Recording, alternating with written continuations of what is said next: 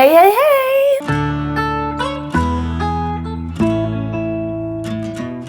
J'espère que vous allez bien, moi ça va super méga giga bien. On se retrouve dans une nouvelle vidéo, ça fait un petit moment que j'ai pas tourné mais c'est vrai que c'est la course en ce moment. J'ai mes partiels dans moins de 2 semaines, donc j'essaye de finir tout ce que j'ai à faire avant de commencer les révisions. Pendant les révisions ce sera beaucoup plus chill puisque du coup j'aurai pas mes devoirs à rendre à côté etc. Donc pour l'instant c'est une petite vidéo dans le sens où c'est une vidéo facile à tourner, facile à monter. C'est un book haul, au-delà du fait que c'est facile, c'est aussi parce que je me suis rendu compte que j'avais quand même beaucoup de livres à vous présenter. Je pense que je n'ai pas fait de book haul depuis le mois de novembre et comment vous dire que depuis j'ai acheté, on m'a offert. Et voilà, ça a créé vraiment une très grosse pile à boucoler. Je sais pas comment le dire, c'est pas une pile à lire, mais voilà, vous avez compris. Je vous propose qu'on ne blablate pas plus parce que de toute façon, on va déjà assez parler pendant cette vidéo et qu'on y aille tout de suite. C'est parti!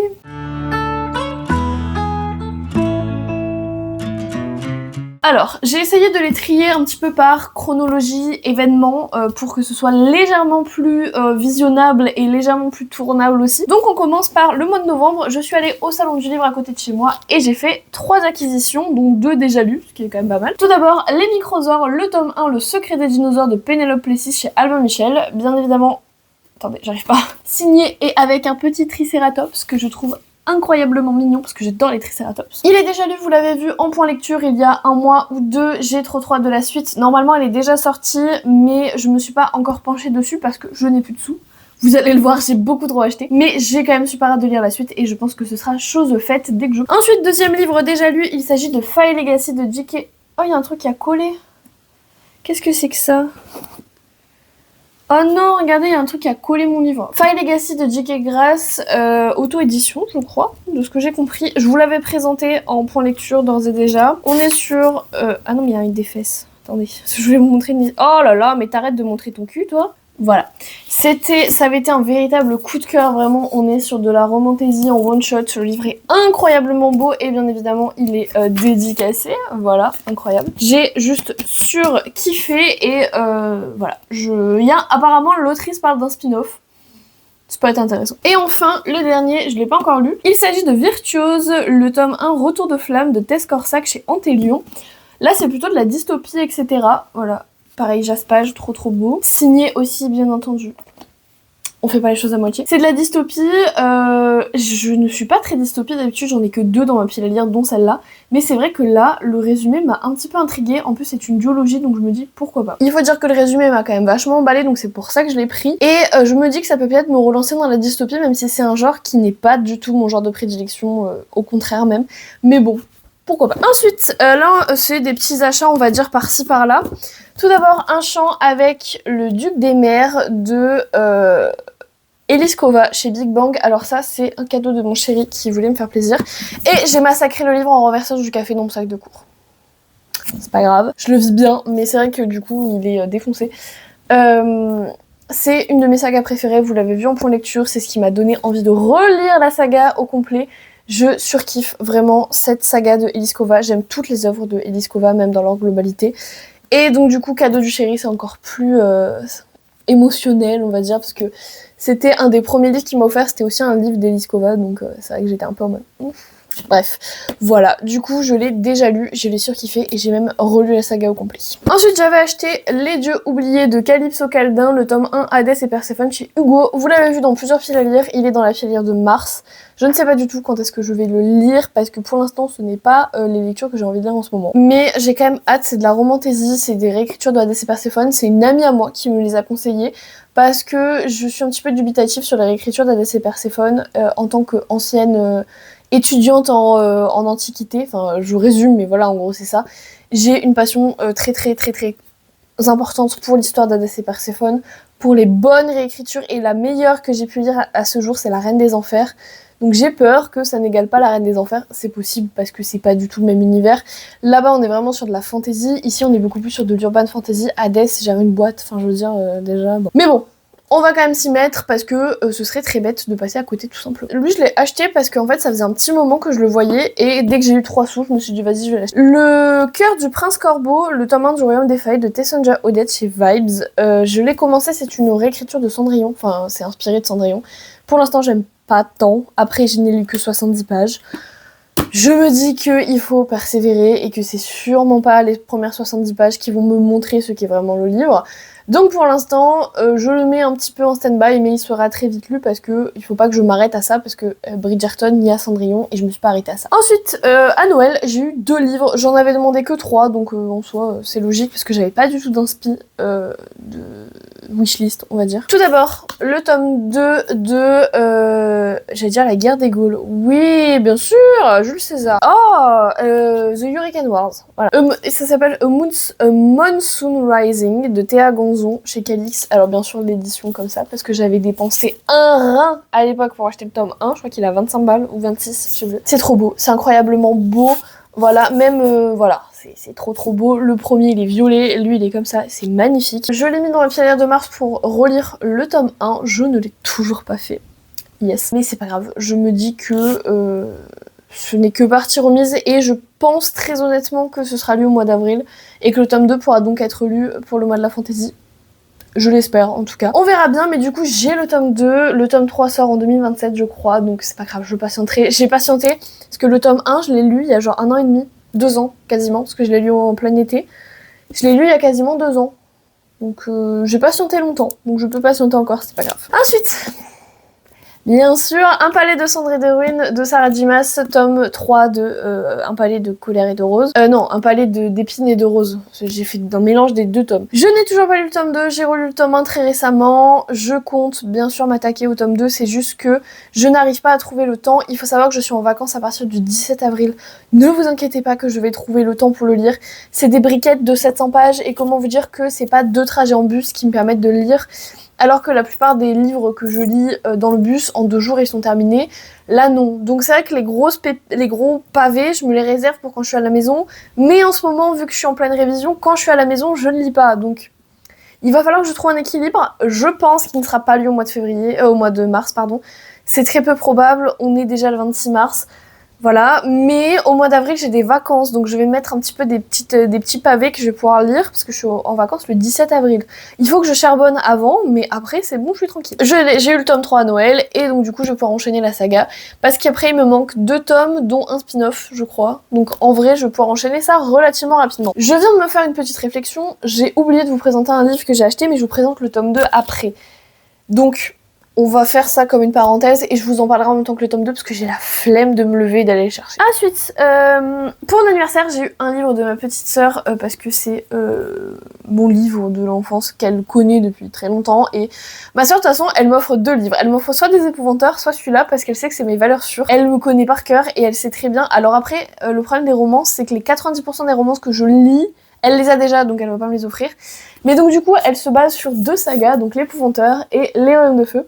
Alors malheureusement pour elle, je ne sais pas ce qui s'est passé dans mon rangement de livres, mais en fait le tome 10 était après le tome 11. Du coup, elle m'a acheté le tome 11 alors que je l'avais déjà. Du coup, ça a été un bordel sans nom pour aller le rendre, parce que du coup, elle n'avait pas le ticket, elle avait payé en espèces, et en plus de ça, elle avait oublié de donner notre nom de fidélité à la librairie où on va. Et ma mère, quand elle a donné son nom et qu'ils ont vu qu'on avait un très très long historique, ont accepté de nous faire un échange, même s'il n'y avait pas eu le nom et tout, en partant du principe qu'on était de bonne foi. Merci à eux d'ailleurs, parce que c'est très gentil à eux, ils étaient pas du tout obligés. Du coup, c'est le tome 12, Les Rebelles de Pantala de Tweet et Sutherland. Il est déjà lu, il est même déjà chroniqué en point lecture, vous l'avez déjà vu. Comme d'habitude, j'ai surkiffé, et voilà. Ma soeur, elle sait très bien qu'elle me fait très plaisir en m'offrant ce genre de cadeau, parce que c'est 2 lectures que je vais fortement apprécier, et ça a été le cas. Et je repousse un petit peu la fin de la saga, même si le tome 16 est sorti aux États-Unis, il n'est pas encore traduit, il n'est pas encore sorti en France, donc je freine un peu. Ensuite, lors d'une excursion Carrefour, je me suis trouvé 2 magnifiques livres, qui d'ailleurs m'ont été offerts par mon chéri. Tout d'abord, Mad Majesty de Delinda Dane chez Hugo, tome 1. Vous l'avez vu dans la pilière de mars, il est énorme, 600 pages. On est sur de la royauté... Oh, j'avalais le nom. La royauté moderne. J'ai déjà commencé un Delinda Day, je l'ai pas fini, c'est Stairway to Heaven. Je l'ai laissé de côté en fait tout simplement et je suis passée à une autre lecture. Je suis très peu romance contemporaine en ce moment, j'ai un problème. J'adore la romantasy donc je ne lis que ça, ce qui est un problème. Et pourtant c'est con parce que j'adore, je viens de finir là Le Prince de l'autre monde de Orlan Grey, j'adore ce type de roman vraiment dans la royauté etc. Mais j'ai un gros problème avec la royauté moderne, avec tout ce qui va être tabloïd, people etc. C'est un aspect qu'on ne peut pas effacer en fait quand on fait de la royauté moderne. C'est pour ça que j'ai adoré Le Prince de l'autre monde parce que notre héroïne vient du monde moderne mais elle se retrouve dans un monde où il n'y a pas de tabloïd et c'est chiant. Du coup il est dans la période de mars, pareil pour celui-là. Putain il y en a un moins de 18. Il y en a un moins de 18. Je viens de... Bref. Parenthèse close, mais je suis un peu choquée. Bon, je pense pas qu'il sera lu au mois de mars parce qu'il est vraiment très imposant et que en ce moment je ne lis que sur mes trajets de bus, donc je ne lis pas le week-end, je ne lis pas si je n'ai pas cours. Par exemple lundi j'ai lu le soir juste parce que j'avais un livre à finir, il me restait 50 pages. Je ne lis que sur mes trajets de bus, donc quand je n'ai pas cours je ne lis pas. Surtout là pendant les révisions, je vais essayer d'alterner révision et lecture pour prendre des pauses aussi parce que c'est important. Mais je ne suis pas sûre de réussir à lire pendant mes révisions, donc je pense qu'il ne sera pas lu au mois de mars. Je pense que je vais le remettre au mois d'avril parce que au mois de mai c'est mois de la fantasy, donc blindé de fantasy. Et donc je lis souvent beaucoup de romances au mois d'avril, mais bref, on verra en temps et en heure. Et ensuite on a trouvé en promo, il était à 6€. Magnifique livre, le fantastique livre des dinosaures, illustration de Miguel Rodriguez Cerro. Et le livre initial est c'est vraiment, il est trop bien fait, il est trop beau, les illustrations sont magnifiques. Je vous ai déjà parlé des milliards de fois de mon amour pour les documentaires pour enfants parce que c'est beaucoup plus simple que les documentaires pour adultes. Voilà. J'ai craqué encore. Merci à mon chéri. Ah, j'en peux plus, j'ai 6 rushs pour cette vidéo, ça n'a aucun sens. J'ai tout ça qui sont sur ce dernier mois. Alors il y a des livres offerts par mon chéri et il y a des livres achetés par moi parce que du coup j'avais eu des sous pour mon anniversaire. Donc, tout d'abord, nous sommes allés faire une excursion à Cultura et mon chéri m'a offert tout ça. Tout d'abord, bien entendu, La Révolte de la Reine de Morgane Moncomble, donc le tome 1. Je sais pas si ça va être des tomes compagnons ou si c'est les mêmes persos, je n'en sais rien, mais en tout cas, regardez-moi cette édition. Il y a des illustrations, il y a l'arbre généalogique aussi, et il y a une autre illustration du mec, du coup, de l'autre. Voilà. Morgane Moncomble, en romance historique, on ne l'a jamais vu se prêter à ce genre. Je viens de vous parler de mon amour pour les romances historiques. Vraiment, j'ai trop hâte de le lire. En plus, j'ai vu les inspirations, c'était un peu The Great, Marie-Antoinette et tout. J'ai absolument trop hâte. C'était vraiment la seule et unique raison pour laquelle j'avais dépensé mes sous. Voilà. Parce que je savais qu'il était sorti. La couve est incroyable. Enfin, vraiment, j'ai trop hâte. Soyez-en sûrs, il est dans la pilière d'avril. Ensuite, j'ai acheté le tome 1 du Fracas des Envolées, le Brise-Tempête de Nell Pfeiffer, je sais pas le dire, chez Gulfstream. Il est juste incroyable. D'ailleurs, je vais vous montrer. Selon comment vous tournez le jaspage, en fait, c'est... Oh putain, j'arrive pas. C'est voilà, les deux persos dont les illus sont là. En fait, je l'ai acheté parce que je participe au Cozy Book Challenge, c'est la lecture commune. Je suis à peu près sûre de ne pas réussir à le lire pendant le Cozy Book Challenge. Et en fait, je l'ai eu très tard dans le mois de mars et j'ai oublié de faire le découpage. Voilà, bravo. Mais c'est pas grave, je le lirai très certainement au mois de la fantasy. Il a l'air vraiment hyper intéressant, c'est le genre de fantasy desquels je ne m'approche pas trop et au final je devrais beaucoup plus. Donc je suis bien contente de l'avoir eu, parce que du coup c'est pas moi qui l'ai acheté. Et enfin, Assistant to the Villain de Anna Nicole Mairer chez Calix aussi. Pareil, voilà, je n'ai pas eu le choix que de prendre cette édition-là, j'ai été contrainte et forcée, voilà. Je suis en train de me rendre compte qu'il y a quand même beaucoup de livres offerts par... Bon, pas tant en fait. Ça va. C'est juste que ça fait tellement longtemps que je vous ai pas fait de book haul qu'on dirait qu'il m'a offert l'intégralité de mes livres, mais c'est étalé sur genre quasiment 1 an. Non, j'abuse. Sur 6 mois. Donc c'est quand même bon, c'est pas souvent. Mais du coup voilà, Assistant to the Villain, j'en entends parler absolument partout et c'est vrai que j'ai très envie de m'y mettre. Il m'en manque un là. Non, j'ai acheté que ça. Bah oui, j'ai acheté que ça. Qu'est-ce que je raconte? J'ai acheté tout d'abord Divine Darkness, le tome 3 de Anatrice, les cristaux arcaniques chez Hugo Roman. C'est une saga que j'ai entamée il y a fort longtemps maintenant. Et que voilà, il faudrait que je termine. Donc ça a été l'occasion. J'ai acheté le tome 3, c'est une trilogie. J'ai trop hâte de lire. Soyez-en sûrs, moi de la fantasy, il y est. Une autre fantasy, parce qu'ils viennent à peine de le sortir en poche. Parce qu'avant, il coûtait 25 €. C'était des brochets comme ça, avec des jaspages de fou. Kiss of Iron de Clara Sager chez Milady. C'est une histoire de mariage arrangé, je crois. Non, pas tant. C'est une fake identité, machin, voilà. Ça aussi, pareil, je pense, moi de la fantasy, vous pouvez en être sûr. Et le dernier, je l'ai déjà lu, je vous en reparle très vite, La Rage des Failles, le tome 2. Du coup, c'est le tome 1 que j'ai acheté ces derniers mois et que vous avez déjà vu en point lecture, donc en fait. Donc le tome 2, Le cœur du prince de l'hiver, de Alessa Thorne chez Milady. Je l'ai surkiffé, on est sur fond de romance nordique, de mythologie nordique, de mafia, de trafic. Génialiste. Bref, je me dépêche parce que là je dois partir en cours et que je suis à la bourre. Je vous souhaite de passer de très bonnes révisions. J'espère que cette vidéo vous aura plu. Très bonnes révisions, très bons examens, très bon travail, très bons cours et surtout de très bonnes lectures. Je vous fais plein de bisous. Ciao!